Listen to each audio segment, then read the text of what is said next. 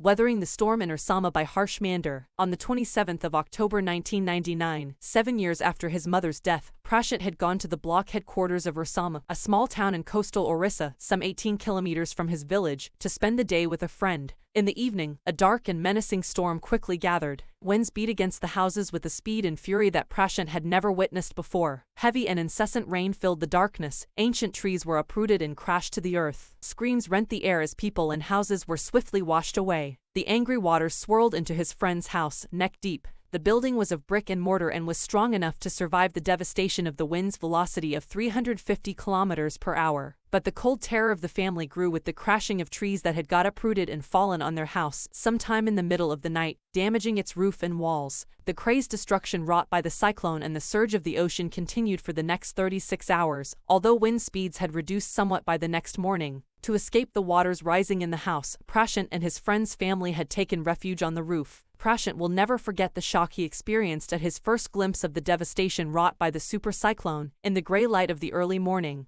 a raging, deadly, brown sheet of water covered everything as far as the eye could see. Only fractured cement houses still stood in a few places. Bloated animal carcasses and human corpses floated in every direction. All round, even huge old trees had fallen. 2 coconut trees had fallen on the roof of their house. This was a blessing in disguise, because the tender coconuts from the trees kept the trapped family from starving in the several days that followed. For the next 2 days, Prashant sat huddled with his friend's family in the open on the rooftop. They froze in the cold and incessant rain.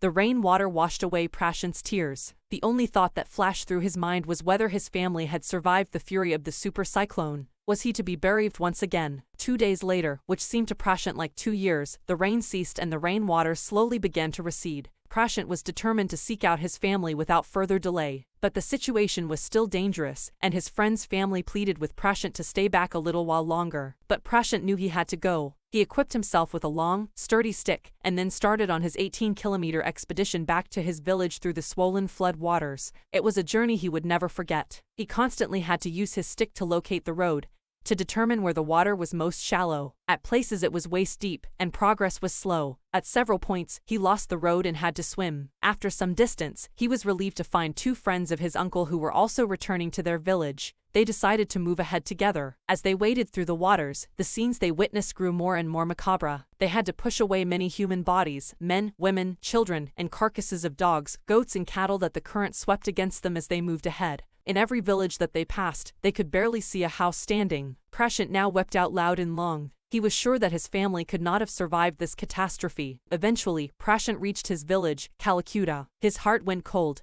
Where their home once stood, there were only remnants of its roof. Some of their belongings were caught, mangled and twisted in the branches of trees just visible above the dark waters. Young Prashant decided to go to the Red Cross shelter to look for his family. Among the first people he saw in the crowd was his maternal grandmother. Weak with hunger, she rushed to him, her hands outstretched, her eyes brimming. It was a miracle. They had long given him up for dead. Quickly word spread and his extended family gathered around him and hugged him tight in relief. Prashant anxiously scanned the motley, battered group. His brother and sister, his uncles and aunts, they all seemed to be there. By the next morning, as he took in the desperate situation in the shelter, he decided to get a grip over himself. He sensed a deathly grief settling upon the 25-strong crowd in the shelter. 86 lives were lost in the village. All the 96 houses had been washed away. It was their 4th day at the shelter. So far they had survived on green coconuts, but there were too few to go around such a tumult of people. Prashant, all of 19 years, decided to step in as leader of his village, if no one else did. He organized a group of youths and elders to jointly pressurize the merchant once again to part with his rice. This time the delegation succeeded and returned triumphantly, wading through the receding waters with food for the entire shelter. No one cared that the rice was already rotting. Branches from fallen trees were gathered to light a reluctant and slow fire on which to cook the rice. For the first time in 4 days, the survivors at the cyclone shelter were able to fill their bellies. His next task was to organize a team of youth volunteers to clean the shelter of filth, urine, vomit, and floating carcasses, and to tend to the wounds and fractures of the many who had been injured.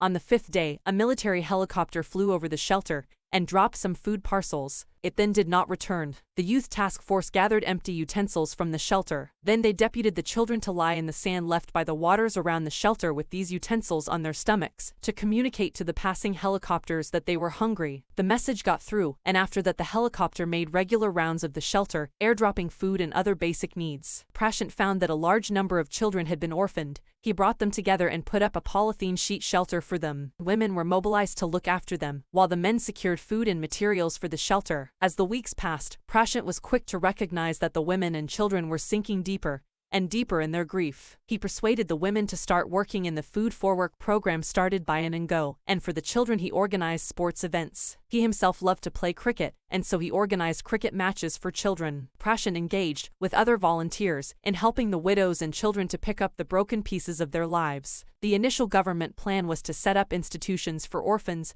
and widows. However, this step was successfully resisted, as it was felt that in such institutions, children would grow up without love, and widows would suffer from stigma and loneliness. Prashant's group believed orphans should be resettled in their own community itself, possibly in new foster families made up of childless widows and children without adult care. It is 6 months after the devastation of the super cyclone. This time Prashant's wounded spirit has healed simply because he had no time to bother about his own pain. His handsome, youthful face is what the widows and orphaned children of his village seek out most in their darkest hour of grief.